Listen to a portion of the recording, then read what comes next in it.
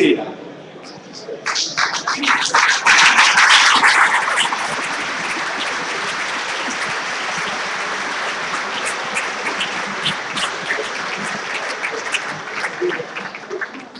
Più bella e più potente che Pria. Bravo, grazie. Allora, scherzi a parte, benvenuti alla seconda edizione del convegno quest'anno internazionale Euromercati e Democrazia. Sottotitolo: Come uscire dall'euro. Chi fosse interessato al perché ha sbagliato posto, perché evidentemente è un po' in ritardo, ma comunque cerchiamo di...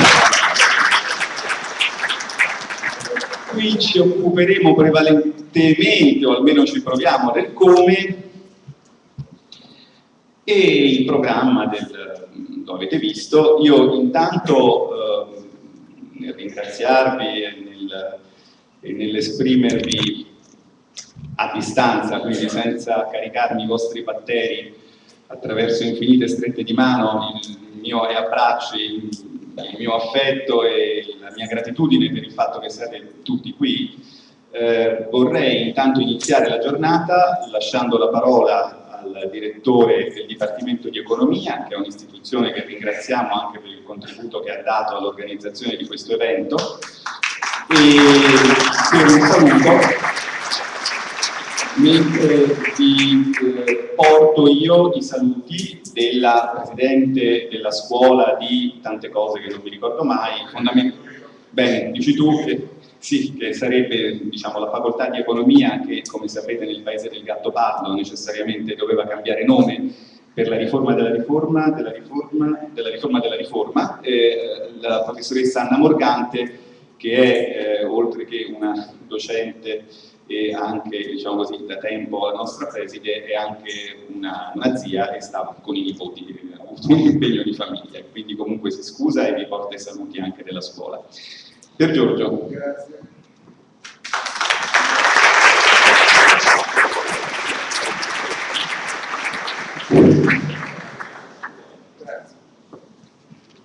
Buongiorno a tutti, sono felicissimo di essere qui. Nonostante la presentazione di Alberto come direttore di dipartimento e 45 anni di carriera accademica, ho ancora una, spero, sufficiente elasticità mentale per capire che non è questo il luogo dei saluti convenzionali. Peraltro io non sono tipo e quindi, mettendo le due cose assieme, vorrei intrattenermi qualche minuto con voi, pochi, e siccome con molti ci siamo già incontrati e il professore universitario tende ad essere ripetitivo, io mi dico ancora più della media, e oggi non vi parlerò della storia di un dipartimento di provincia della quale peraltro sono fiero, insomma, cui tengo anche per averla vissuta per intero nell'arco di 30 dei 45 anni suddetti. Non vi parlerò di Alberto Bagnai, male naturalmente, come sempre, e di altri giovani colleghi che sono qui, Alessandro Sarra, Davide Coglioni in particolare, però devo dire che io ho il piacere di dirigere un dipartimento mediamente giovane, dove dico sempre non c'è un catorcio, perché in realtà, pur essendo un dipartimento molto trasversale, variegato, composito e chi più ne ha più ne metta, è un dipartimento, un onesto dipartimento di provincia dove non abbiamo neanche un catorcio.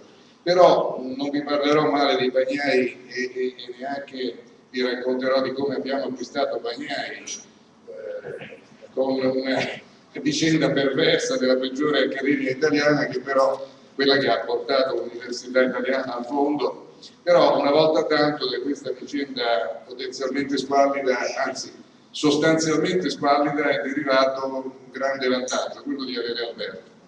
E non vi parlerò dell'euro perché faccio il geografo, sono anche l'unico geografo che dirige un dipartimento di economia in Italia, ho scoperto, l'ultimo rimasto, però sono contento di esserlo, perché ne tratterete e perché le mie opinioni, che non sono strettissimamente coincidenti con quelle di Alberto, per ciò che io posso capire di economia non essendo di formazione economica, io vengo dalla geografia generale, sono molto vicine perché altrimenti porterei un saluto formale, non so cosa farei, ecco, se non avessi quella quota importante di adesione al pensiero di Alberto, potrei anche essere in imbarazzo a trovarmi qui.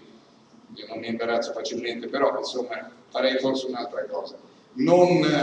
Io sono da sempre stato un europeista molto freddo, molto poco convinto e forse non europeista, tendenzialmente sono un nazionalista, quindi insomma mi riesce un po' difficile concepire questa idea insomma, di un accrocco, perché purtroppo l'Europa è questo, l'Europa non è uno Stato federale, è facile dire ma gli Stati Uniti è ovvio, noi siamo purtroppo tutta un'altra cosa e abbiamo messo in piedi questa bella idea della moneta unica essendo a priori divisi, perché forse qualcuno avrebbe potuto riflettere sui motivi e comunque sulla compatibilità della non adesione di un piccolo paese come il Regno Unito, e magari insomma ci sarebbe potuto pensare prima. Per darci un senso di solidarietà con noi geografi e anche per allargare il contesto a quella che è la vicenda politica italiana, purtroppo, perché è questo il contesto in cui il disastro dell'euro ha trovato modo di radicarsi.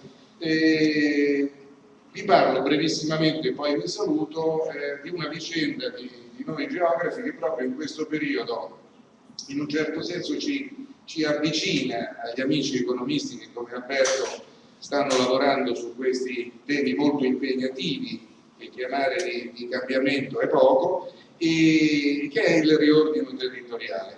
Noi geografi dovremmo essere quelli che si occupano del riordino territoriale. Storicamente nessuno ci ha mai presi in considerazione, proprio nella maniera più assoluta. Dal 1947, in relazione di un grande maestro fiorentino, Aldo Sestini, al congresso nazionale di quell'anno fatidico, abbiamo cercato di far capire che le regioni che stavano per essere sancite come costituzionali non erano regioni geografiche, all'epoca attenzione, regioni geografiche ottimali. E da allora ci siamo sempre adoperati per studiare questi problemi nel disinteresse più assoluto. E naturalmente non parliamo solo delle divisioni amministrative, ma anche di quelle para-amministrative. Io ricordo per esempio i sorrisi di compadimento, se non di scherno, dei funzionari delle 15 USL della regione Abruzzo, 10.800 km² e all'epoca 1.200.000 abitanti, 15 USL, quando in un corso di formazione cercavo di spiegare loro con un semplice modellino geografico funzionalista fatto di soglia, portata e quindi distanza, insomma concetti proprio basilari, che 15 USL erano un filino troppe e ridevano tra loro insomma con aria di sufficienza. Poi magari spero che un po' di quei sorrisi si siano spenti quando sono state accorpate, quando loro stessi, spero molti, saranno stati insomma un minimo ridimensionati, mai quanto avrebbero meritato. E questo è solo uno degli episodi che potrei citare nella mia esperienza di geografo trapiantato in Abruzzo. Penso, quando smetterò di fare i miei mestieri, di mettere insieme un librino nel quale vorrei raccogliere le mie ricerche fatte sull'Abruzzo e dire l'avevamo detto, parlando delle comunità montane piuttosto che dei porti e di altre infrastrutture, dell'area metropolitana fantasmagorica e fantasma, mai realizzata perché non si è mai fatto quello che sarebbe servito per realizzarla, e compreso il riordino amministrativo e così.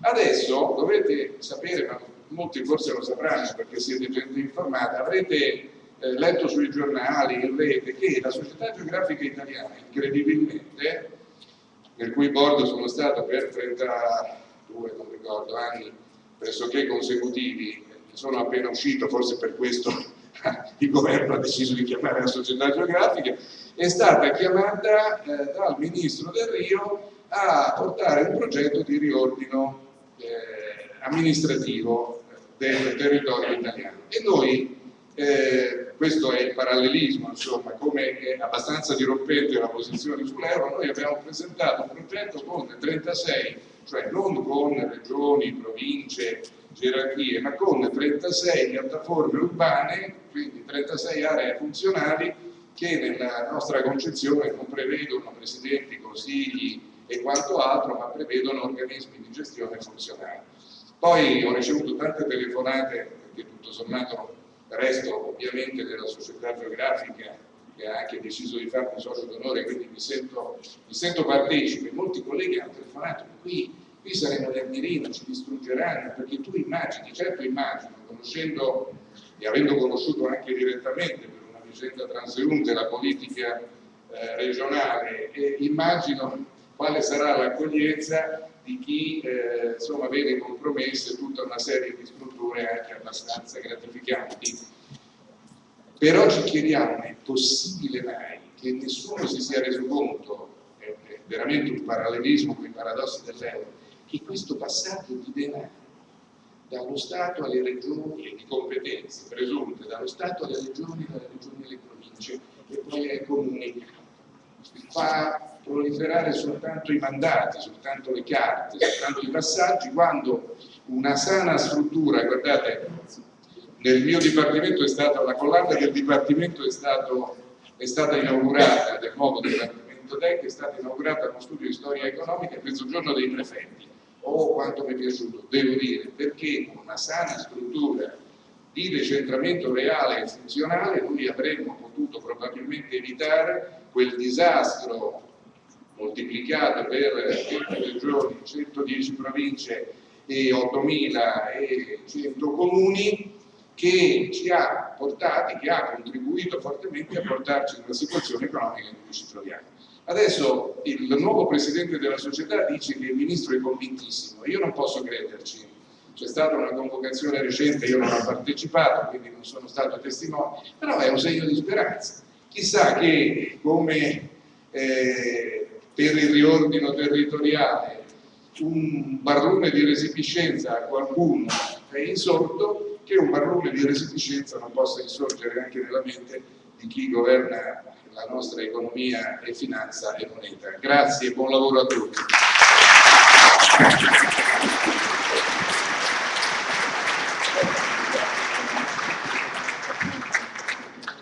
Ringrazio molto per Giorgio per questa introduzione molto interessante che ci fa anche riflettere su una serie di temi a noi cari come quelli della spesa pubblica improduttiva e della corruzione, perché come diceva Antonello Angelini in prima fila, non lo avete sentito, mi permetto di violare la sua privacy, questi passaggi fra i vari livelli fanno proliferare non solo i mandati, ma anche un'altra cosa che comincia per ma e finisce per sette, naturalmente.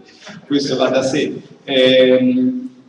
Mi permetto una piccola violazione del protocollo, perché questo è anche la nostra festa, quindi mi perdonerà Joao se prima vi presento Gorka.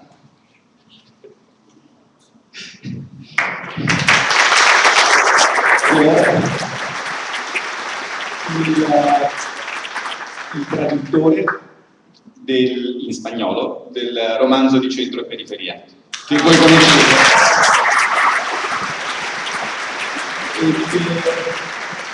Perché è anche la prima persona che mi ha parlato di Alberto Montero Soler, dicendo ma lo sai che anche in Spagna c'è uno che come te diceva queste cose e io non gli credevo e poi eccetera eccetera, insomma adesso gli crede.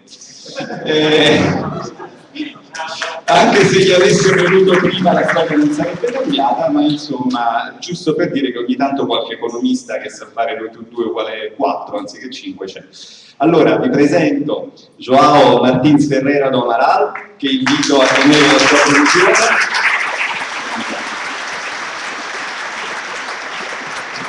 Professore medico all'Università di Lisbona, è stato consulente della Presidente della Repubblica in Portogallo, e adesso fa parte di un organismo che sarebbe l'equivalente del nostro CNEL, e ha scritto un libro, che è il libro attraverso il quale sono venuto a conoscerlo.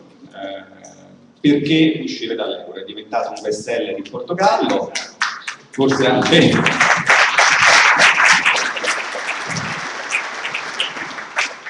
per la scelta del tema, ma ma soprattutto per la qualità dell'esposizione, un bestseller del quale si occupa anche il Wall Street Journal, per cui diciamo in Italia si è parlato più del suo libro che del mio, sono un po' invidioso, ma va bene così purché se ne parli, e gli lascio la parola.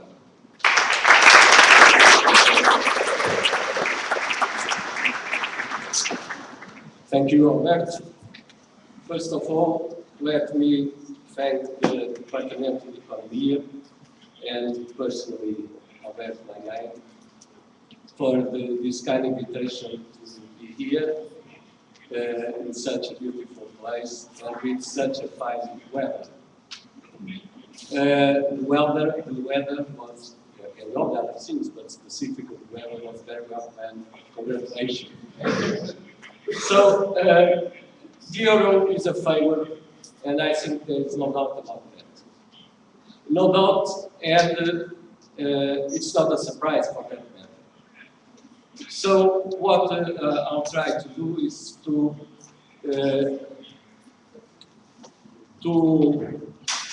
speak about some general considerations about what it means for a country to lose its currency.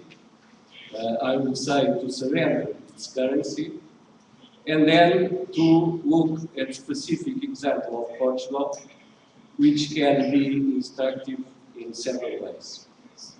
So let us start with the general considerations for a country that loses its currency. I think that the two more important consequences of losing the currency is one, that it loses an essential instrument to deal with the impacts of globalization, that is the control of its exchange rate. And second, it loses the faculty of issuing money, and this has other several consequences as we will see. But let us go to the first consequence, which is losing the ability to control its exchange rate. The exchange rate is the only effective instrument nowadays to react to shocks in the world economy. The globalization process, as we all know, is very rapid. It's not, of course, a balanced process. It generates shocks in every economy, and those shocks are potentially dangerous for the economy if there are no instruments to react to them. And as I said, the only effective instrument to deal with foreign shocks for an economy is to use the exchange rate as an instrument. In the past, let us say 60, 70, 80 years ago, there were other instruments, like tariffs, like quantitative restrictions on trade, and so on. But nowadays, we are in a free trade world. And so the only instrument that is available is the exchange rate. Why is that? Because if, for instance, your economy suffers a shock that leads to a reduction of exports because of an increased competition from other regions of the world, from emerging countries or other. So to improve again exports, you need to depreciate your exchange rate in order to make your exports cheaper abroad and then to be able to export more. On the other hand, if you depreciate your currency, you turn your imports more expensive, and so domestic production that competes with imports is improved. So exchange rate, as I said, is the only mechanism that is available nowadays to react effectively to foreign shocks.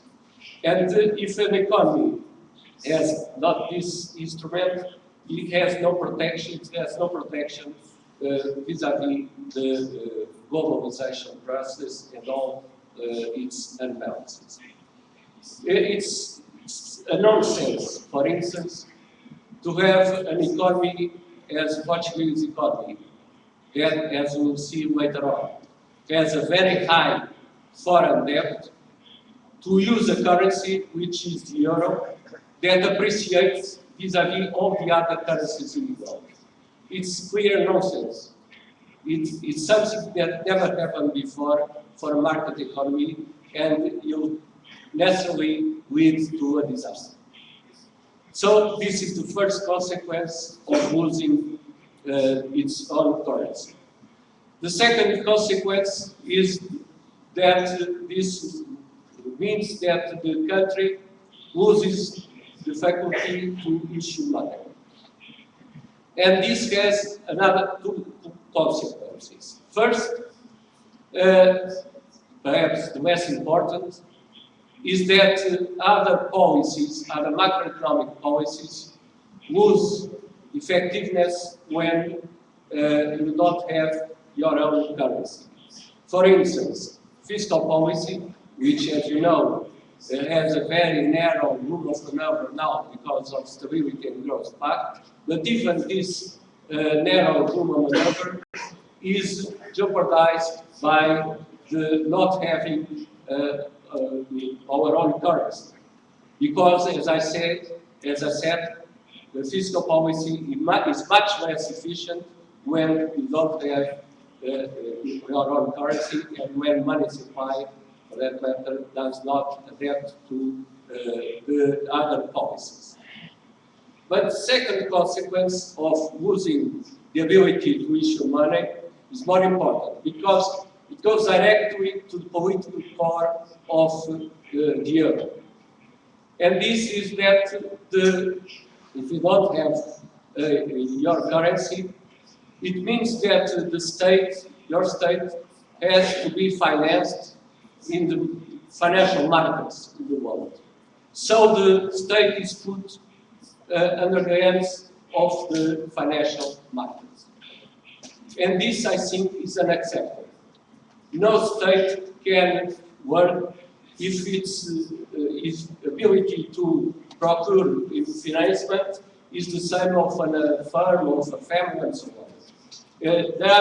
Those are things that are quite different. The state has to be, as far as it can do it, be independent from the needs of financing that lead them to, or lead it to be in the hands of the financial markets. We cannot say, for instance, the state will not pay the pensions or will not pay civil servants, health, education, and so on, because it has no financing for that. Of course, issued money is not a good way of permanently governing the needs, financial needs of the state. But it's very important in situations of crisis to have the ability to use money issued by the country to finance the state when other solutions are not available. And so this is important because this means a weakness of the present state or states of the members of the Eurozone. And this, the consequence of this is that for countries that are in difficult positions, for instance Portugal and others, the consequence is that the state will not be able to proceed with its functions, and this is, of course, a disaster both for the economy and for society as a whole. So, without a currency, the country loses the possibility of stabilizing its economy, and it becomes an easy prey for financial markets all over the world.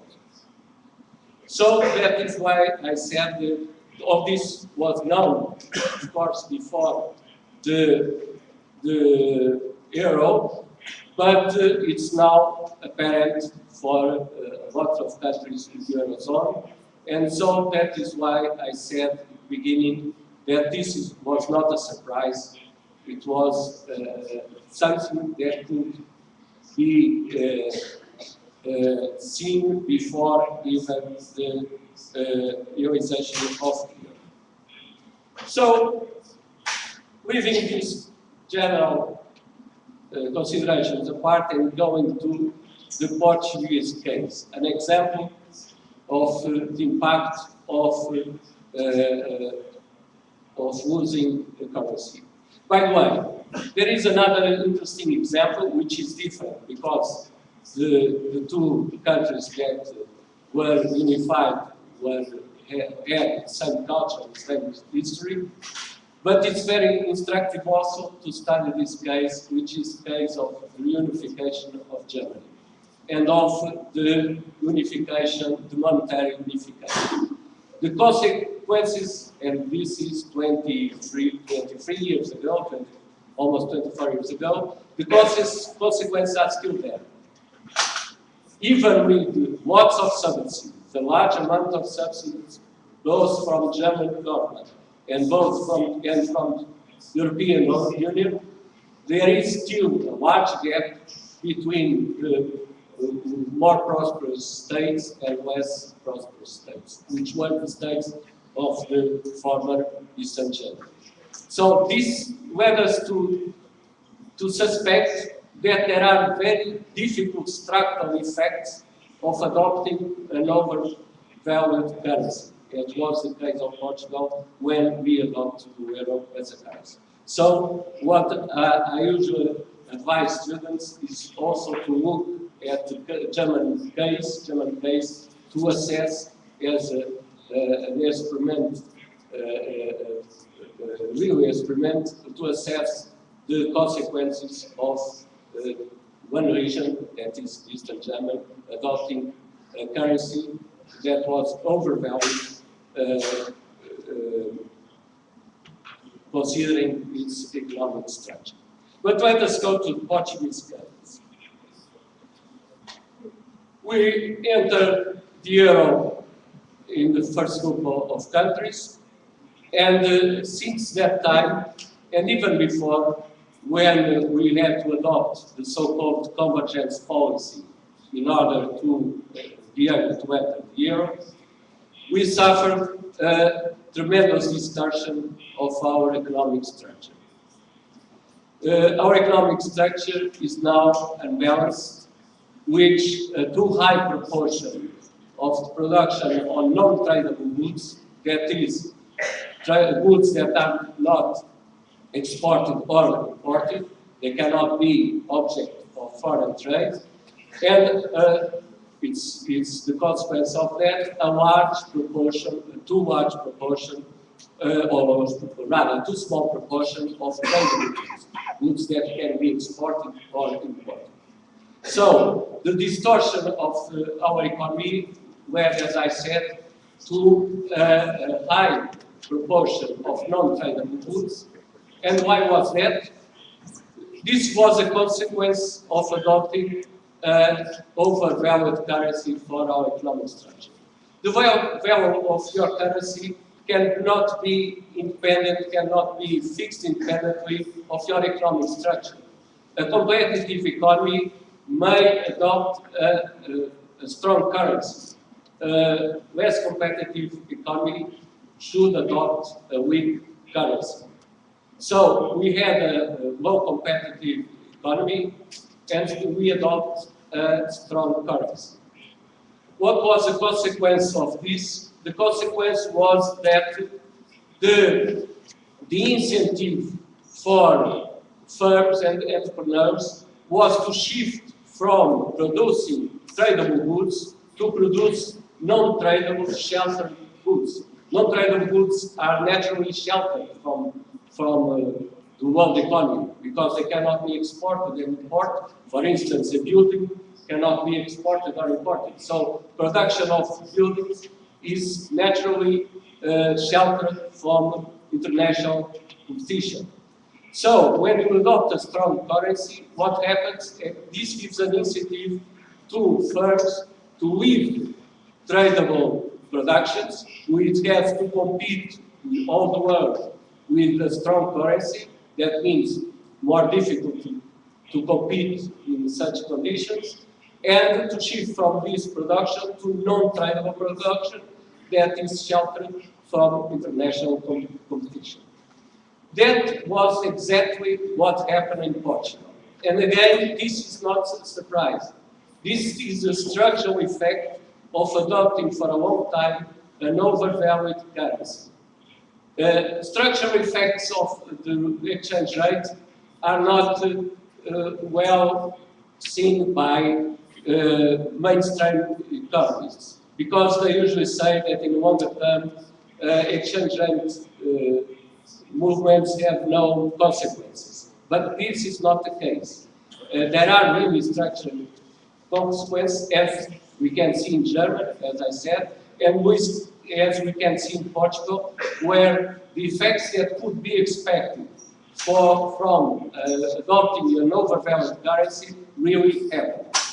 Our economic structure gradually increased the proportion of non-tradable goods vis-à-vis tradable goods, and this was what would be expected by adopting an overvalued currency. As just a figure to exemplify what happened in Portugal, since the early 90s, when we started to adopt the so-called convergence policy, which meant that our currency was appreciated, till 2008, before the crisis, the proportion of tradable goods in our global production declined 5% points. 9% points. 9% points. That means that industry, for instance, declined from 22% in 1992, like 22% of GDP, to about 13% in 2008. This is a tremendous process of disindustrialization, very rapid, with no comparison with other process of disindustrialization, and this is a direct consequence of adopting an overvalued currency. Of course, there are other factors that aggravated the process, like, for instance, the enlargement of the European Union in 2004, which for our economy was negative, as was expected and studied even by the Commission before that, and of course also the increased momentum of globalization. But those two other factors were not per se sufficient to provoke such a distortion of economic structure. Was the problem that we had no instrument to deal with this that caused this distortion of our economy. On the other hand, domestic demand increased a lot because interest rates declined since 1995, even before the euro. The interest rates began to decline, and so we had a very rapid increase in domestic demand because of an increase in credit, mainly for house, but also for consumption. But the more important part of credit was directed to households to buy houses. For instance, an example, our households had, before 1995, our households had about 20% debt. That amounted about 20% of their available income. After 2006, and before the crisis, our households had about 120% of their disposable income as debt. So it was a very rapid increase in the indebtedness for households and also for firms, but in this case that I'm referring to households, that has as a counterpart increase in domestic demand, houses and other consumption products, durables and so on. So you can see what is the consequence of this, what is really the result of these two evolutions. First, a decline in proportion of tradable goods. Second, a very rapid increase in domestic demand. The confluence of these two evolutions means that domestic production is not able to satisfy all the needs or even the usual percentage of needs of domestic demand. And so what we can expect is a high increase in foreign account deficits. And this was what really happened in our economy. Mainly since the beginning of the century, we have high foreign account debts. For instance, from 2001 to 2008, the average foreign account deficit, current account deficit, was about 9.7% of GDP, almost 10% of GDP. This for 8 years successfully, and of course, foreign deficit must be financed. And so we have to finance those deficits with foreign debt. That is why our gross foreign debt, measured by international investment position, which is a very technical concept. I will not enter the definition of that, but it's a usual way to avail, to look at foreign debt. Our gross foreign debt, not excluding, not subtracting the assets we have vis-à-vis the rest of the world, but our gross debt is about 300% of GDP. This is a consequence of accumulating current account deficits for such a long time. And this, again, is a consequence of the decline of the production of tradable goods and increase in domestic demand. And this, again, is the consequence of the euro. So the economic consequences of the euro were for the Portuguese economy a high debt, high foreign debt, and a very low proportion of tradable goods in total production. On the other hand, this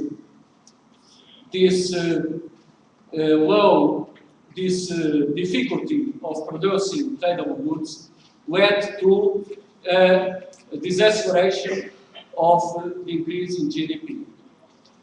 That is, tradables were were suffering the impact of the overvalued currency, and non-tradables were not able to compensate for the decline in tradables in what concerns total GDP. And so we had a very low growth rate of growth from the beginning of the century till the crisis. Of course, after the crisis, inflation aggravated, but not with the effects of the crisis, we had almost a stagnation of our GDP per capita. That means a very low growth of GDP. I'm afraid that Italy was the country that has even a lower rate of growth of Portugal. Though our two countries were countries with the lowest rates of growth. And this low growth led to an increase in difficulties in what concerns public finance. As growth was very low, the state could not increase its revenues, as though there were expenditures that increased naturally, like, for instance, health or pensions. Our state had increasing difficulty to keep the deficit in the limits of the Stability and Growth Pact. And after the crisis, with the needs to support the economy, our public debt increased very rapidly, and it's now about 124% of GDP. Well, the low grades of growth had as a consequence that unemployment began to increase even before the crisis. But of course, the situation was much aggravated after the beginning of the crisis, and presently our unemployment rate is about 17.4% of our 17.4% of our labor force. So this is the situation. High foreign debt, high public debt, low growth, recession after the crisis, aggravated recession because of austerity policies, and a very rapid increase in unemployment. All those things with economic structure that is highly distorted, with a too high proportion of non-tradable goods. So the question is, what has to be done? As other people already in the past said. One supposed solution is the austerity policy. As you know, we are under economic and financial adjustment program. That means this euphemism for saying that we are in the hands of the Troika since 2011. And so we are now buying a very hard austerity program, which reduces incomes, increases unemployment, and does not help to reduce public finance deficit.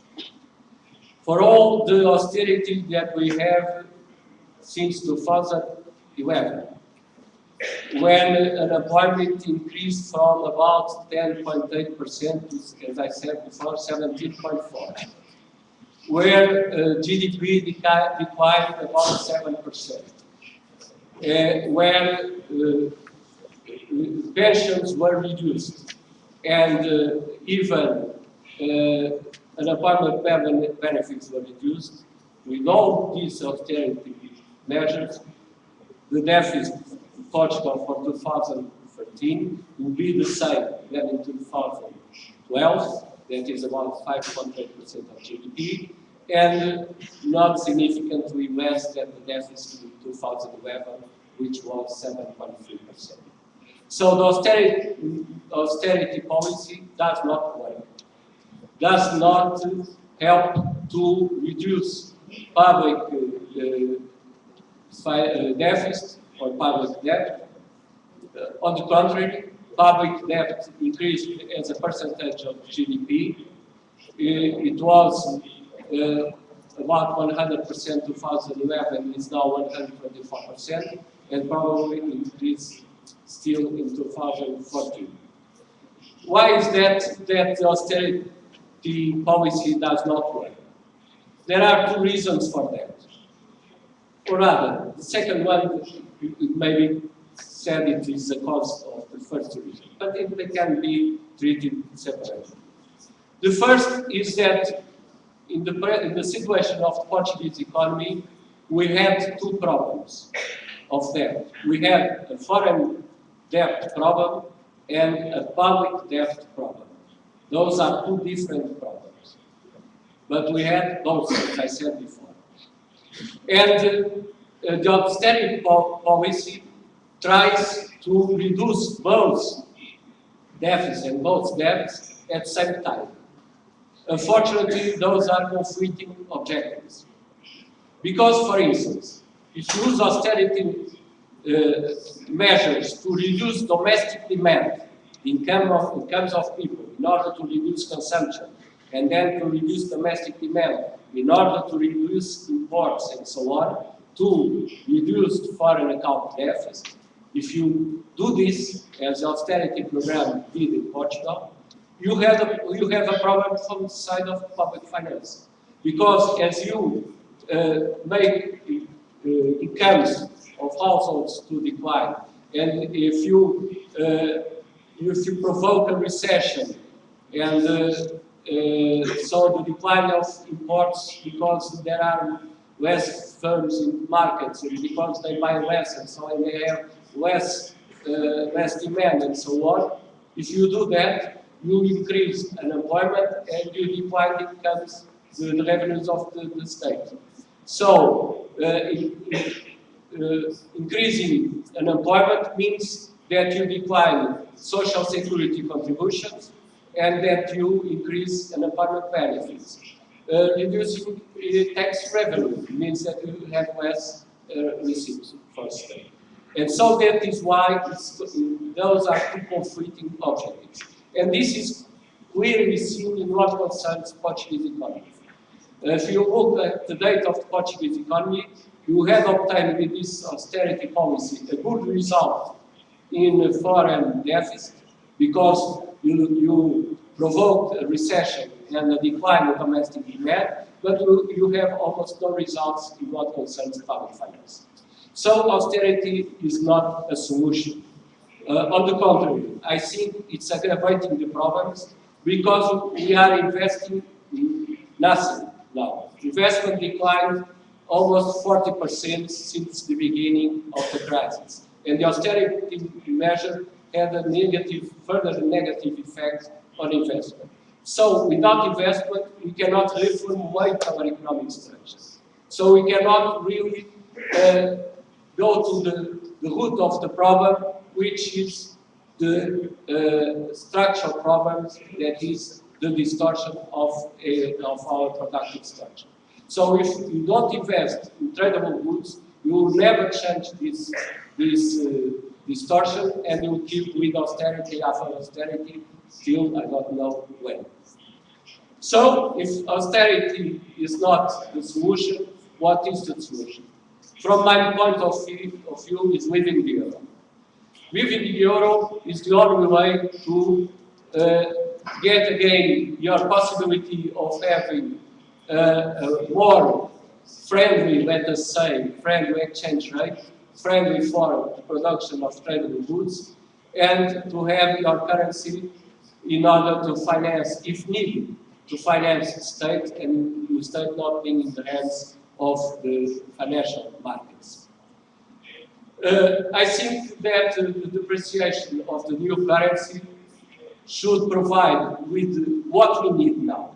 What we need now is a strong incentive to production and to the investment in the production of tradable goods. And so the depreciation of a new currency would mean there is a strong incentive to entrepreneurs to invest in tradable goods and to firms already existent to shift their production again to tradable goods. Because there will be much more profitable, and so there will be an incentive for that purpose.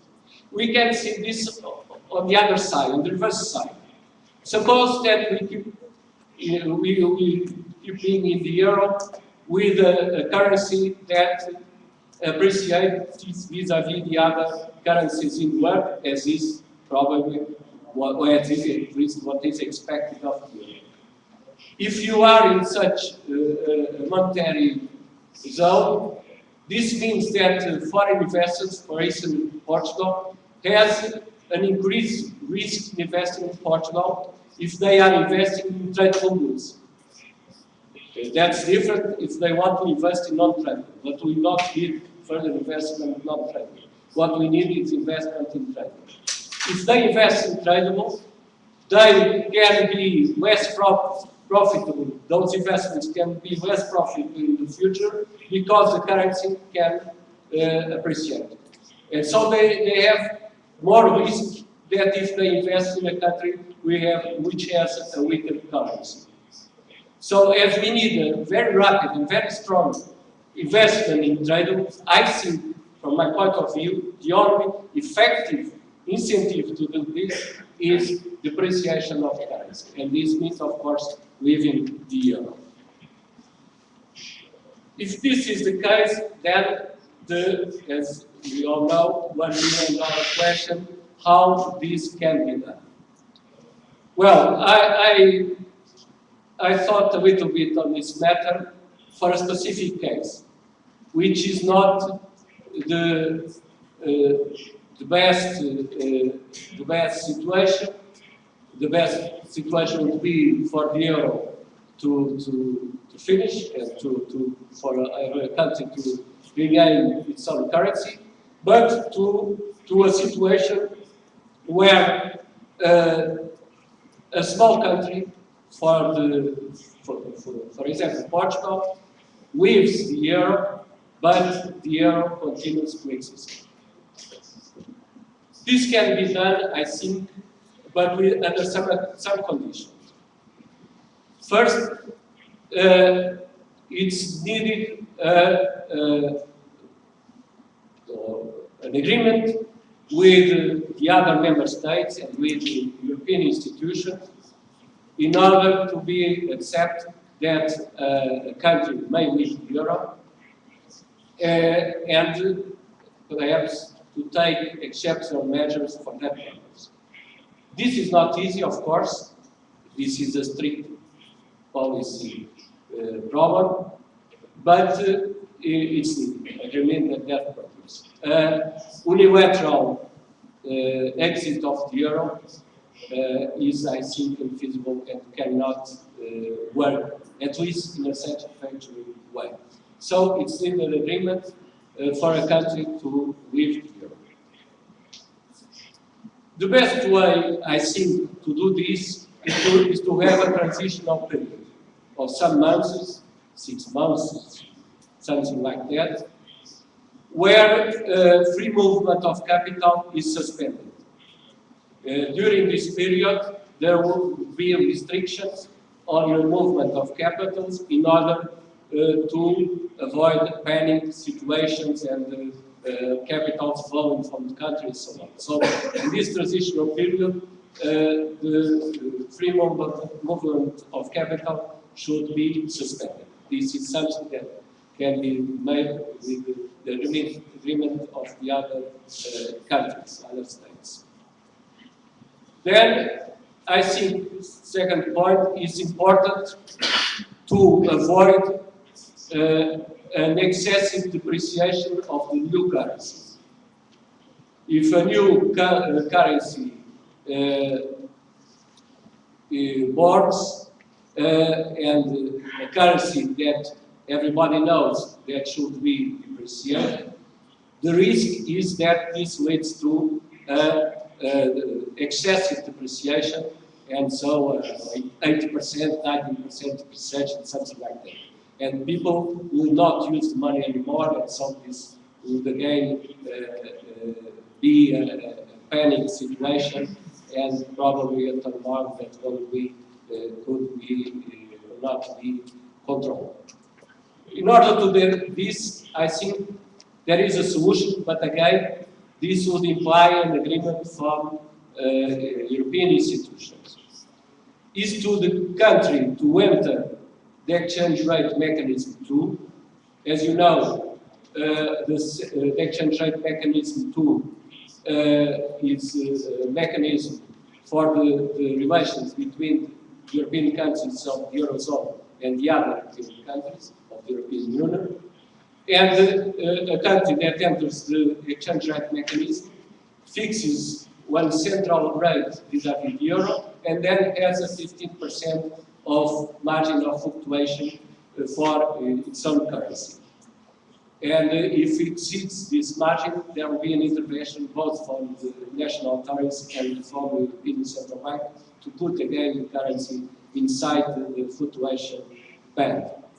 I think that the solution made to avoid negative depreciation would be to the new currency enter the exchange rate mechanism, but this will not be enough to give sufficient depreciation.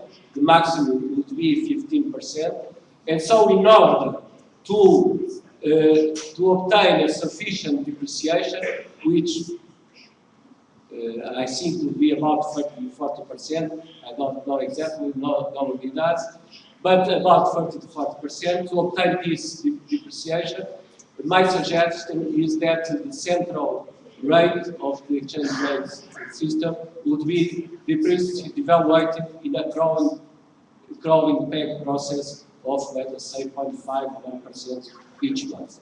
This will combine the two needs. First, to obtain a depreciation of the currency. Second, to avoid an excessive depreciation of the currency. The third thing that needs agreement from the European institutions, specifically from the European Central Bank, is that Portuguese banks are now highly adept vis-à-vis the European Central Bank. So it should be agreed that the European Central Bank would renew these loans for some time in order not to create a difficult situation for the Portuguese banks. So, and of course, there are more questions that should be answered for such a difficult process as this. No doubt about that. Entering the euro was a disaster. We must leave the euro, but leaving the euro is a difficult process and it's a risky process. But I think can be a calculated risk and we can avoid the most damaging situations. But again, this demands a strong commitment from European authorities and from national authorities, in this case Portuguese authorities. Is this possible? Well, that's the crux of the problem. There are two crucial political questions that I'm not able to answer. First is what is the domestic or what are the national political parties that would support this exit of the euro. I see no. And I understand that is very difficult. Because even if a politician is convinced that we should leave the euro, he cannot announce that. Because his political, her political career is over. The time he says or she says that we should leave the euro. So this is a political blockage that I have no answer for that. I hope that any more specialized economists or political economists or political scientists can answer this question. I'm not able to do that. The other difficult question is it possible to commit European institutions to support the leaving of the country from the euro? I have, again, no answer to that. I think it's difficult because a commitment to leave the euro for one country would mean that perhaps that other countries would leave the euro, and this would stabilize markets. So I think it's difficult to get a commitment for that purpose. So probably, if those two, mainly these last two questions cannot be answered, perhaps we turn again to what I said was the best situation is to the end of the euro. That would necessitate an agreement of countries in order to avoid the panic situations that case in European and even world level. But of course, that will be more risky because that will have a systemic effect on overall the economy. So I think that was the message I have for you. I think that for Portugal, the only solution is leaving the euro or the end of the euro. It can be done, but it has political preconditions which are very hard to compare, to get, and to have commitments for that purpose. Thank you very much.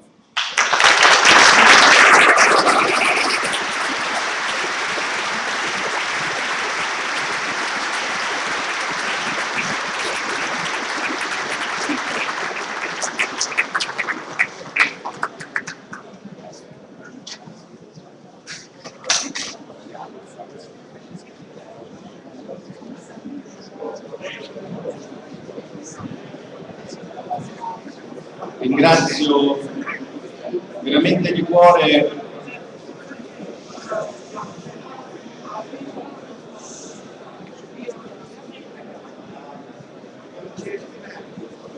ragazzi.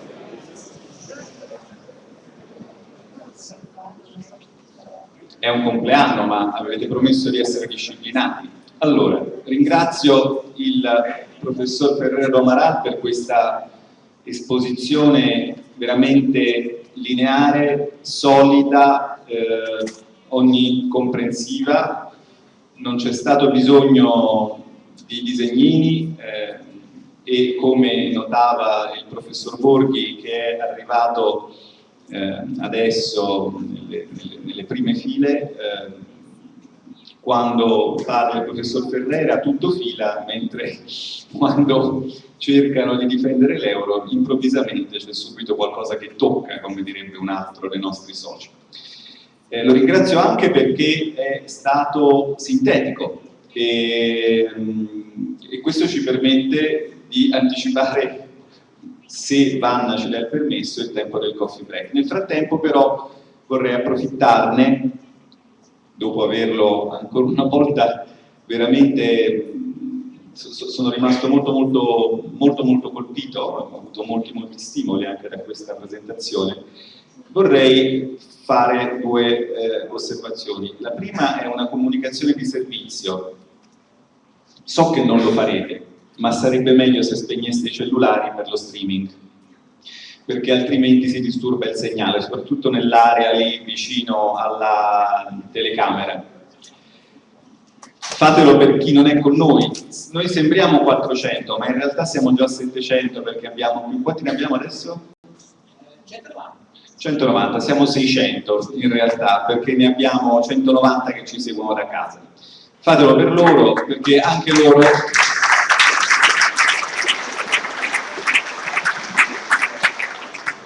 fanno parte delle tante persone che con le loro donazioni hanno contribuito anche a sostenere l'associazione Asimmetrie e questo evento. Quindi, se non sono potuti venire, meritano però di ascoltare i lavori. E poi vorrei dedicare un ringraziamento speciale a tutte le persone del mio staff, che riconoscerete dal badge di colore giallo, se non ricordo male, e un ringraziamento particolare ai soci e in particolare al tesoriere di Asimmetrie, Paolo Cianciabella, che ha fatto un lavoro veramente eccezionale per aiutarmi a organizzare l'evento, a Alessandro Guerani, con il quale litigo da 1 anno e mezzo, quindi mi aiuta a tenermi intellettualmente, diciamo così, agguerrito, al nostro simpatico oligarca russo Marco Bessi, e naturalmente al professor Borghi e soprattutto a Vanna e Caterina, che avrete conosciuto incontrando e che si sono, diciamo così, prodigate come aiutanti di campo per la realizzazione di questo evento. Io spero che il coffee break sia pronto. Lo è? Allora possiamo rilassarci un attimo e poi ricominciamo con il professor Montero.